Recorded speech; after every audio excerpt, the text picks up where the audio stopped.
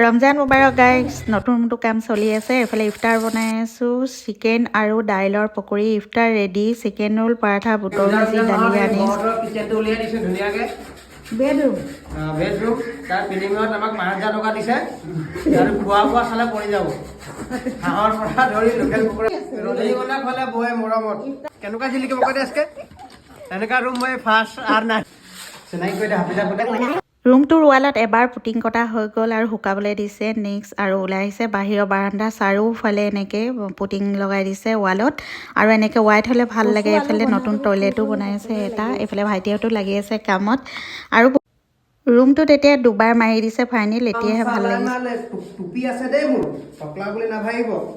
এতিয়া কাম কৰা হ'ব বাৰু গধূলি এবাৰ আমাক চিনি নাপাব মনি বেগত পইচা আৰু বাইক